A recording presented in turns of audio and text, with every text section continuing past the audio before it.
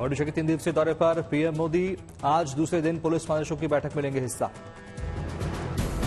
भुवनेश्वर पहुंचने पर पीएम मोदी का किया गया भव्य स्वागत, पहनाई गई विशाल फूलों की माला, भारत माता के लगाए गए जयकारे।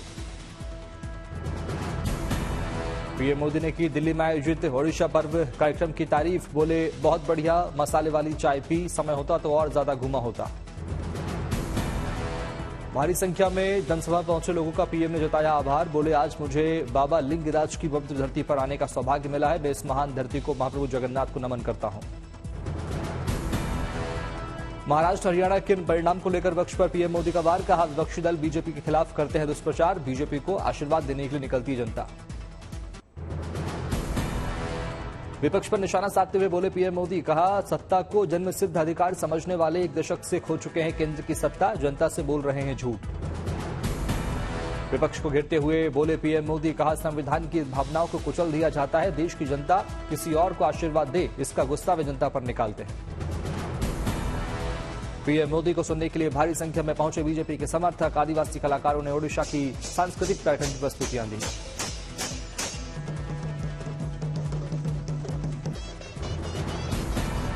भुवनेश्वर एयरपोर्ट पर कलाकारों ने बांधा समा, पीएम मोदी के स्वागत में गाए देशभक्ति गीत।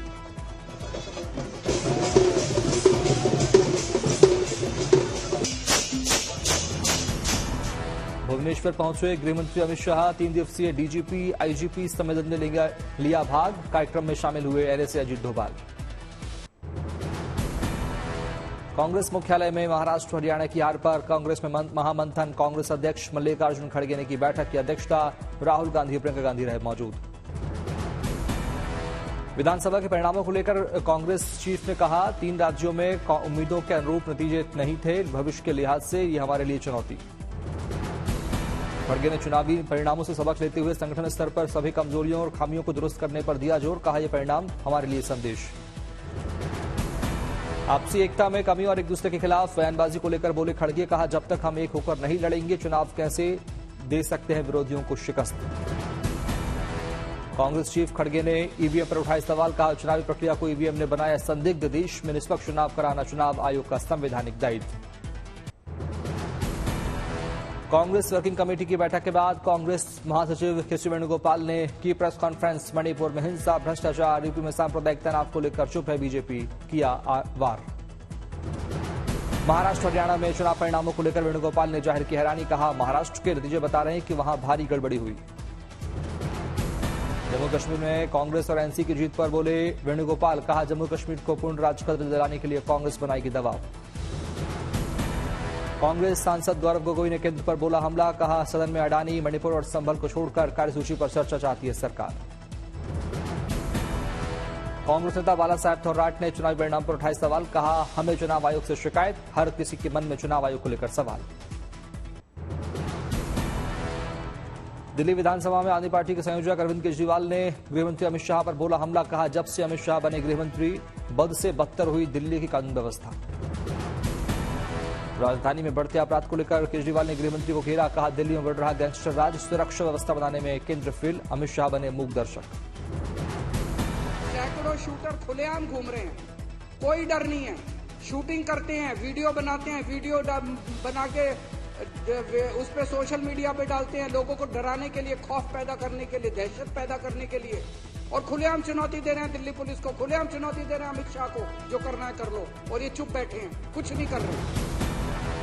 दिल्ली विधानसभा में अरविंद केजरीवाल ने उठाया लॉरेंस बिश्नोई का मुद्दा, कहा बीजेपी के संरक्षण में साबरमती जेल से लॉरेंस चला रहा क्राइम सिंडिकेट। कि लॉरेंस बिश्नोई को क्या भारतीय जनता पार्टी ने खुलेआम संरक्षण दे रखा है, वो केवल भारत नहीं पूरी दुनिया के अंदर वहां से पूरे अपना सारा काम चला रहा है साबरमती जेल। आम आदमी पार्टी के नेता गोपाल राय ने गृहमंत्री अमित शाह पर कसा तंज, कहा गृहमंत्री इन अपराधों का अगर नहीं करेंगे समाधान तो सदन नहीं देश में उठेगी आवाज। दिल्ली में बढ़ते अपराध को लेकर बोले आम आदमी पार्टी नेता सौरभ भारद्वाज, कहा यह कैसे संभव है कि जेल के भीतर बैठा गैंगस्टर दिल्ली के पॉश इलाकों से फिरौती वसूल रहा। केजरीवाल और सीएम आतिशी पर बीजेपी ने बोला हमला, दिल्ली की बदहाल सड़कों और गंदे पानी के लिए आम आदमी पार्टी सरकार को ठहराया जिम्मेदार। सीएजी की रिपोर्ट की मांग को लेकर आम आदमी पार्टी पर हावी होते देखे बीजेपी के विधायक, शीतकालीन से पहले पहले दिन आम आदमी पार्टी सरकार को पेश करने थे सीएजी की 14 रिपोर्ट। दिल्ली के एलजी के सक्सेना ने सीएम आतिशी को लिखी चिट्ठी, विधानसभा में सीएजी की रिपोर्ट पेश नहीं करने को लेकर जताई चिंता। दिल्ली में सभी 70 सीटों पर अकेले लड़ेगी कांग्रेस पार्टी। प्रदेश अध्यक्ष देवेंद्र यादव ने कहा, किसी भी दल के साथ गठबंधन नहीं करेगी कांग्रेस पार्टी। महाराष्ट्र में सरकार गठन को लेकर अभी भी तस्वीर साफ नहीं। मुंबई में होने वाली महायुति की बैठक रद्द। कार्यवाहक सीएम शिंदे पहुंचे अपने गांव। रविवार को हो सकती है मीटिंग। सूत्रों के मुताबिक महायुति सरकार के संयोजक भी बन सकते हैं एकनाथ शिंदे। पार्टी नेताओं के मुताबिक डिप्टी सीएम पद को नहीं लेना चाहते हैं शिंदे। शिवसेना शिंदे गुट के नेता संजय शिरसाट का बड़ा बयान, एकनाथ शिंदे की जगह कोई और नेता बन सकता है डिप्टी सीएम। शिंदे सेना के नेता और मंत्री उदय सामंत का बयान, नाराज या दुखी नहीं है एकनाथ शिंदे, इस तरह की सोच गलत।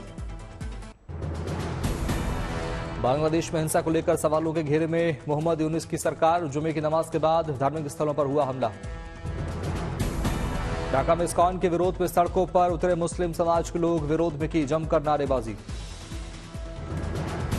कोलकाता में बांग्लादेश मुद्दे पर विरोध प्रदर्शन। भारतीय सेक्युलर मोर्चा प्रतिनिधिमंडल ने की जमकर नारेबाजी।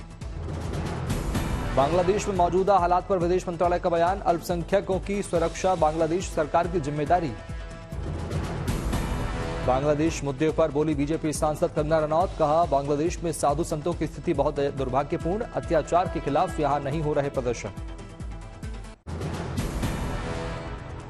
पश्चिम बंगाल में मंदिरों और मूर्तियों की टूटने की घटना को लेकर हिंदुओं का हल्ला बोल। बीजेपी विधायक के नेतृत्व में बैनर पोस्टर लेकर लोगों ने किया विरोध प्रदर्शन। कलबुर्गी में हिंदू जागृति मंच ने बांग्लादेश में इस्कॉन के संत की गिरफ्तारी के खिलाफ किया विरोध। डिप्टी कमिश्नर के दफ्तर के सामने किया प्रदर्शन। रांची में लॉर्ड बिरसा मुंडा के परपोते के निधन पर अस्पताल पहुंचे सीएम हेमंत सोरेन। सीएम ने मंगल मुंडा को दी श्रद्धांजलि।